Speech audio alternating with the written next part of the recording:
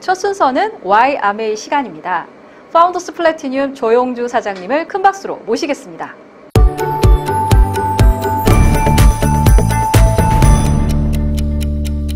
안녕하세요. Y-AMA를 하게 된 파운더스 플래티늄 조용주입니다. 저는 예전에 피아노를 전공했고요. 예전에 아주 작은 시골 경북 영주라는 곳에서 태어났습니다. 교사 부모님 밑에서 평범하게 자라왔고요. 가난하진 않았지만 무남동료 외동딸이어서 그냥 평범하게 잘 살아왔던 것 같습니다. 저는 부모님이 계속 피아노를 하라고 하셔서 부모님의 꿈으로 피아노를 계속 하게 됐고, 학원도 차리게 됐고, 제가 계획한 대로가 아닌 부모님이 계획하신 대로 그냥 쭉 살아왔던 사람 중에 하나입니다. 제가 학원을요, 대학교 4학년 때 오픈을 했는데요, 너무 좋더라고요. 왜냐면 제 마음대로 할 수 있거든요. 제가 계획하고 제가 차리고 제가 알아서 할 수 있다는 게 너무나 행복했는데요. 그런데 학원을 차리고 얼마 되지 않아서 현실이 다가왔습니다. 제가 책임을 졌어야 됐고요. 제가 모든 걸 꾸려나갔어야 됐고, 그런 것들이 좀 버거워지기 시작했었습니다. 제 일과를 잠깐 말씀드리면, 어떻게든 늦잠을 자고 일어나서 최대한 늦게 출근을 한 다음에 아이들 운행까지 하고, 그래서 피아노 수업을 열심히 한 다음 6시, 7시까지 수업을 하고 또 개인 레슨을 하러 갔습니다. 개인 레슨을 하고 또 돌아와서 저녁도 못 먹고 또 입시생 아이들을 또 가르치고, 그렇게 11시까지 수업을 하고 그걸 계속 다람쥐 쳇바퀴 달리듯이 달려왔던 사람 중 하나입니다. 내가 언제까지 이렇게 살아야 될까 점점점 하던 와중에 제 친구로부터 아메를 전달받았는데요. 그때 그냥 제 친구한테 나 저녁을 못 먹으니까 저녁 대신 먹을 수 있는 거 좀 소개해줘, 이렇게 했던 기억이 납니다. 제가 쉐이커를요 먹으면서 또 친구가 준 오디오도 듣고 또 추천해준 미팅도 듣게 되면서 진짜 바쁜 와중에 그 삶 속에 조금 숨이 쉬어지는 느낌이었습니다. 그렇게 정신없이 나름 열정도 가지고 아메이 사업도 좀 알아보고 일도 열심히 하고 그렇게 살던 와중에 결혼을 하게 됩니다. 제 남편은 타지에 있었기 때문에 제가 하던 일을 다 정리를 하고요. 학원도 정리를 했겠죠. 그래서 남편을 따라서 타지로 이동을 하게 됩니다. 제가 남편 이야기를 잠깐 드리자면요. 청도라는 아주 작은 시골, 저희 동네보다 더 시골이었어요. 작은 시골에 9남매 막내 아들이었습니다. 그런데 9번째 아들이에요. 9명 아들이 있는 건 아니고요. 아들 셋에 9번째인 그 남자에게 시집을 갔습니다. 제가 처음엔요 젊었었기 때문에 뭐든지 다 할 수 있을 것 같고 또 열심히 돈 벌면 되지 이렇게 생각을 했었던 것 같아요. 그래서 도움 없이 결혼 생활을 시작하게 됐습니다. 결혼 생활을 시작하고요, 얼마 되지 않아서 결혼은 현실이라는 걸 알게 됐습니다. 정말 정신없이 살아왔었고, 첫 아이도 키우고 또 그러다가 서울로 이사도 하고 또 그러다 시아버님도 돌아가시고 또 열심히 일을 해볼까 하는데 또 둘째가 생기고, 그렇게 제 이름은 없이 누구의 딸, 누구의 엄마, 누구의 아내로만 그렇게 살았던 것 같습니다. 그렇게 흘러서 아이도 좀 키우고 조금 일을 해야 하지 않을까라는 생각에 저는 할 수 있는 게 피아노밖에 없었기 때문에 또 다시 피아노 수업을 시작하게 됐습니다. 첫째 아이 학부모들로부터 제가 전달받아서 수업을 시작하게 됐는데요. 큰 아이는 그 엄마들한테 맡겨놓고 제가 수업을 하고, 둘째 아이는 막 유모차를 끌고요. 저희 집이 복도형 아파트였는데 복도 끝에 아이를 팍 세워놓고 피아노 수업을 했던 것 같습니다. 수업을 할 때 아이가 울면 안 되기 때문에 어떻게든 재웠던 것 같고, 그렇게 나름 열심히 살았는데요. 현실이 나아지지 않더라고요. 이 정도 살면, 좀 이렇게 열심히 살면 가정이 펴지지 않을까라는 생각도 했지만 펴지지 않더라고요. 그때 저희 스폰서님이 아메이에 대해서 다시 말씀해 주시기 시작했습니다. 네, 저희 스폰서님은요 형님 부부신데요, 제가 명절날 전을 열심히 굽고 있었습니다. 그때 형님께서요, 동서 오늘 전 다 부치고 식구들 다 잘 때 우리 차 한잔 하면서 이야기하자 이렇게 말씀을 하셨어요. 차 한잔 하자 하는 말 다 아시잖아요. 어떤 말을 하실지 저도 알고 있었습니다. 그래서 어떻게 거절해야 될까라는 생각도 좀 했었고요. 형님께 제가 말씀드렸어요. 차를 마시면서 그 깜깜한 밤에 아무도 없이 조용한데 식탁에 앉아서 저는 이제 개인 레슨 시작했어요, 형님. 저 이제 조금 피아노도 키워야 되고요. 아이도 좀 더 키워야 되고요. 집도 사야 되고요. 저희 차도 없어요. 차도 사야 돼요. 이렇게 말씀을 드렸어요. 그랬더니 형님께서요. 동서가 하는 일 하면서 할 수 있다고 말씀해 주셨고 아이 키우면서 할 수 있다고 하셨고 어쩌면 이 아메이가 동서가 생각하는 것보다 더 빨리 집을 살 수 있을 거라고 말씀해 주셨습니다. 그래서 제가 그 주에 세미나에 초대되게 됐습니다. 세미나를 갔는데요. 정말 그날을 잊을 수가 없습니다. 사실 그 내용은 잘 기억은 나지 않는데요. 그 세미나에 갔더니 정말 평범한 아줌마, 정말 평범한 아저씨들이 너무 멋진 모습이었고요. 정말 너무 멋지게 강의를 해주시는 거였습니다. 저는 돌아오는 길에요. 내가 나름 화장도 하고 안 입던 자켓도 꺼내 입고 그렇게 갔었는데 너무 초라하다는 걸 느끼고요. 바로 그 다음날 머리를 자르러 갔습니다. 제가 아이들을 키우면서요. 머리도 못 자르고 그냥 질끈 묶고 수업을 했었던 사람인데요. 세미나 이후에 제가 머리를 자르고요. 구두도 한 켤레 사고요. 검정색 바지도 하나 샀습니다.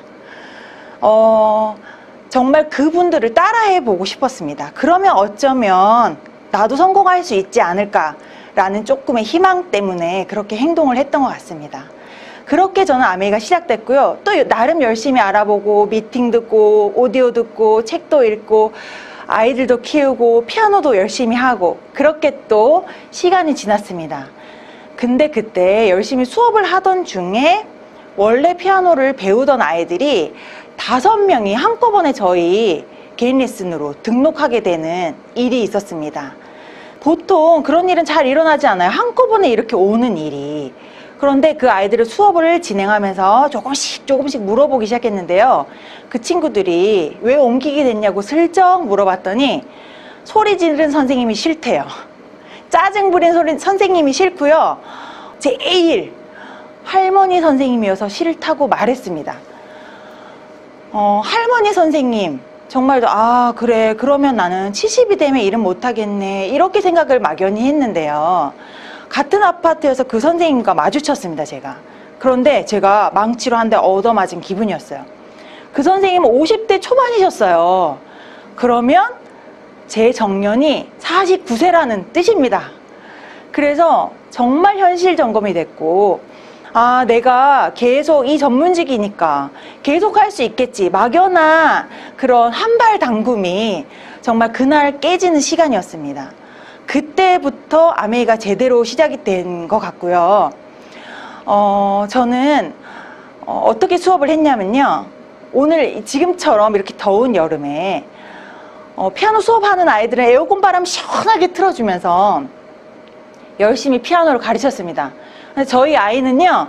방해되면 안 되니까 막 발로 이렇게 들밀면서 빨리 방에 들어가. 이렇게 눈빛으로 말도 얘기 안 합니다. 눈빛으로 빨리 들어가라고 얘기하고요. 그렇게 참 힘든 시간이 있었습니다. 정말 그게 너무 싫었어요. 잘 살아보려고 하는 일들이 우리 아이에게 더 고통을 주는 일이었고요. 정말 싫은 거는요. 정말 재능이 없는 아이들한테 어머니 재능이 보여요. 어머니 지금 고비가 왔습니다. 조금만 이겨내면 잘할 수 있어요. 이런 거짓말을 하는 게 너무 싫었습니다. 그런데 아미는 어떤가요? 정직과 신뢰. 정말 있는 그대로를 말해도 되고요. 있는 그대로를 보여주면 되고요. 내가 하고 있는 것들을 보여주면 되고 내가 결과가 없다면 우리 스폰서님께서 하시는 그 결과들을 보여드리기만 하면 되는 일. 너무나 행복했습니다. 피아노는요. 선배나 스승님들은요. 다 적들입니다.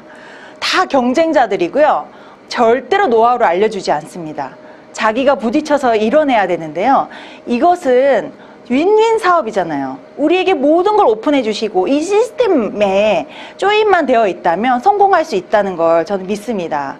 이게 너무 행복합니다.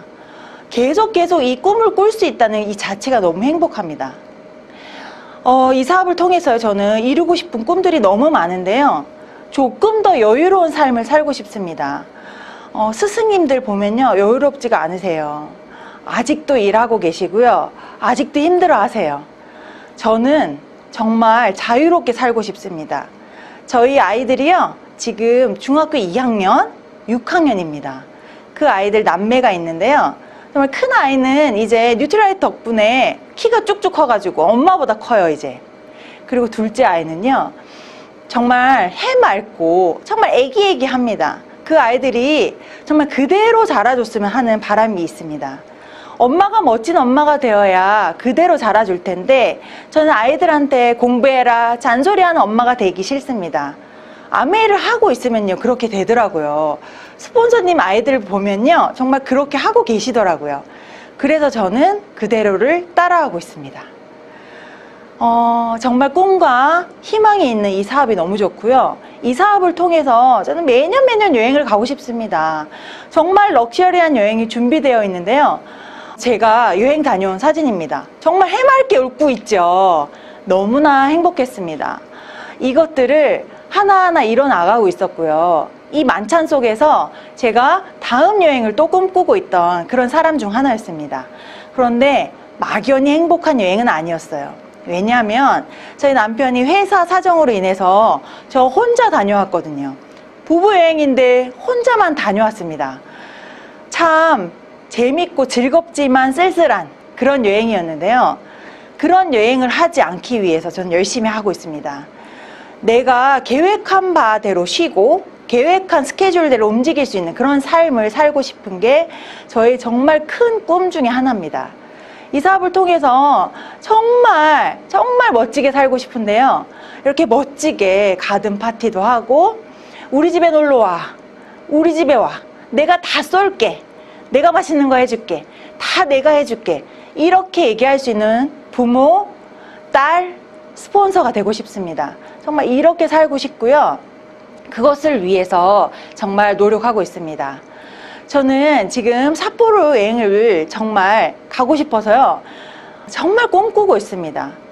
매일매일 꿈꾸고 있고요. 저희 아이들이 일시불 보너스 받고 그 보너스로요, 스키 강습을 시켜줬는데요. 가족들이 다 함께 2박 3일 강습을 했습니다.